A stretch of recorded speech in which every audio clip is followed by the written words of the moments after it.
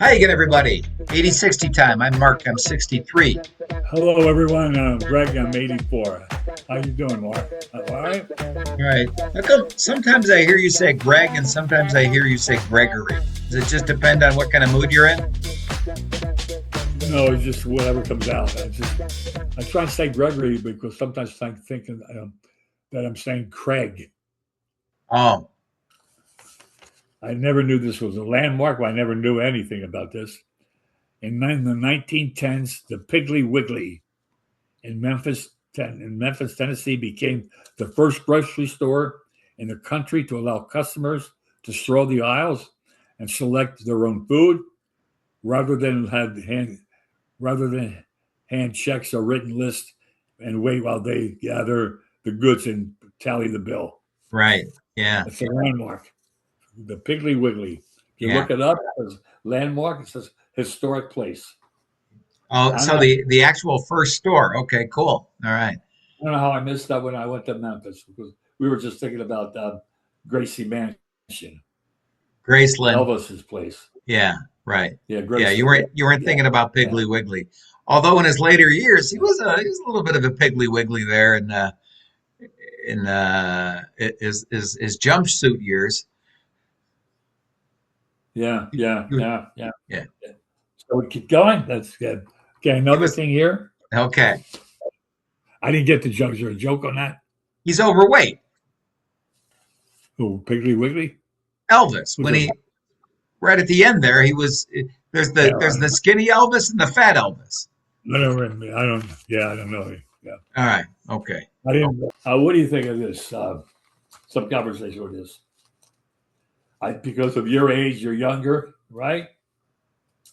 The average YouTube account holder spent 99 minutes on the platform per day last year, up For from a year, 87 99 minutes for a year 99 on the platform per day.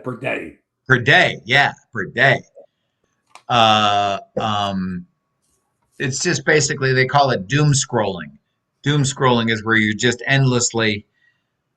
It would be like the equivalent of in the 70s with the remote, just flipping the remote Yeah, constantly. yeah, So now it's just we just swipe with our hand, and they refer to it as doom scrolling. You're constantly just going like this. What's next? What's next? What's next? What's next? And then the problem with that is that we all YouTube, and which is what we're on here. They cater that algorithm to you. So the only stuff you're getting at is stuff that you're interested in, and it's this endless sort of feeding of it. So you constantly be going like, oh yeah, oh yeah, oh yeah, so it's a dangerous sort of thing to get trapped in. So you got to know when to say when. But we 20 years ago everybody was watching TV for hours. Now they're watching their phone for hours. So it's just something different to look at, I guess. yeah. Doom scrolling thing. However, I will say that it affects young and old people. It affects everybody. We're all do. I do it. I'll do it. I'll sit there at night while I'm watching a game or something. Not only am I watching this game, but I'm also got my phone in my hand and I'm scrolling, looking at stuff. So Yeah, that's because you're bored.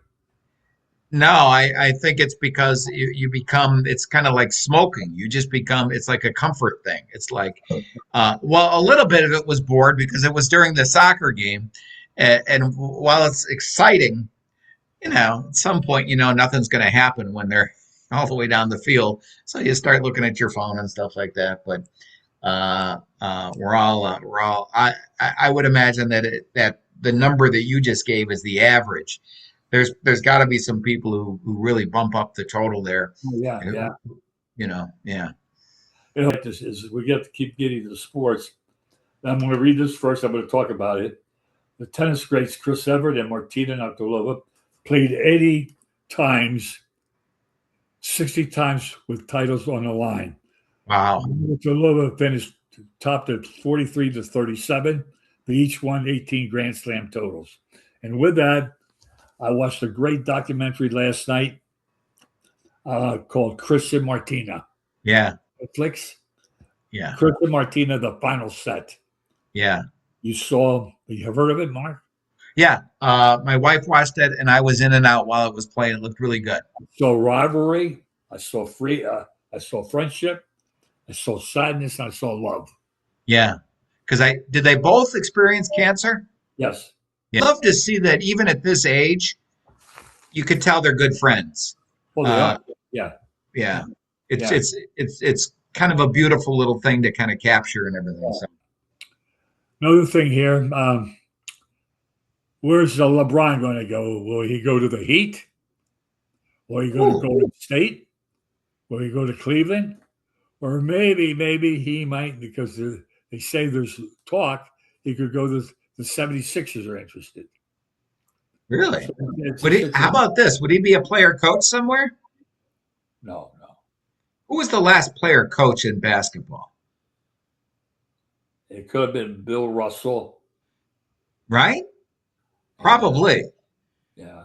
Off the Although in top. my mind it kind of seems like I Yeah. remember player coaches and I remember player managers uh, in baseball. There was a few of those. Well, Lou Boudreau is the most famous one. Yeah. But Where do you think he might go? Where would you go? I'd like to see the 76ers just to kind of revitalize something if they, but maybe it's too late in the game. Should he retire? No, he's not going to retire. So I know, but should he? no. But if Okay. he wants to, why, All right. if he's terrible, then people say he was lousy the last year, whatever. Yeah. Interesting. And let me just say, I like for the viewers, if they're interested, there was a play that you're the manager, and the Mets were playing the Cubs this past week, and there were 6 errors. And 6 errors, and then you go to the dugout.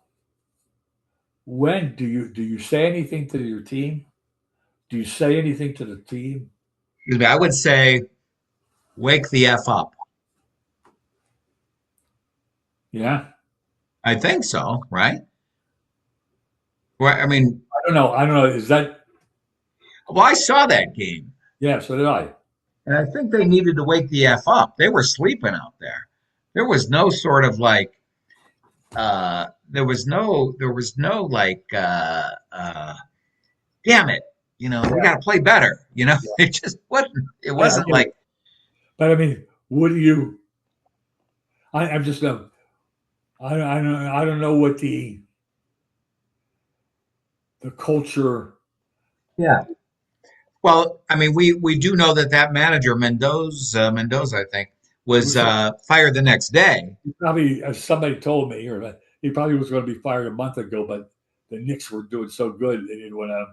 Yeah, yeah. Yeah, I thought it was going to be fired the same time that the Phillies fired their guy. yeah. Um, Nobody because yeah, yeah. but no, the Knicks would solve a lot of. There'd be a little bit of they provided cover for the Mets for those Cover, first. cover. Yeah, I told you when they're making that many errors, I I I would have flipped out. I was flipping out on my couch watching the game, and not like flipping out. I was more like it was hard to watch. It was like I felt for him. I was like, come on, man, make a play. The one guy running back, Batty, running back in right field for the Mets, he looked like he was afraid of the wall. So my first thought was, does he even know how to play the outfield? And I looked it up, and it's like, oh, he came up an infielder. So he's trying to learn the outfield in the major leagues. That's kind of rough. So yeah, I'm telling you right now, 2026, 1926, I would have freaked out over these guys making errors. I wouldn't freak out if they were shut out, or they went, 3 games with only scoring 2 runs. That I wouldn't freak out because baseball is tough, right? It's tough to hit the ball and everything. But I would freak out if they're not making plays that they're expected to make in high school baseball. Yeah. So How are we doing on time? we just got the thing. So thank you, everybody. We appreciate Thank it. you. Hey, happy 4th of July. Happy 4th of July to everyone. Thank you for all your time listening to us. Thank you. Thank you, Mark. Take care. All right. Thanks, Greg. Bye.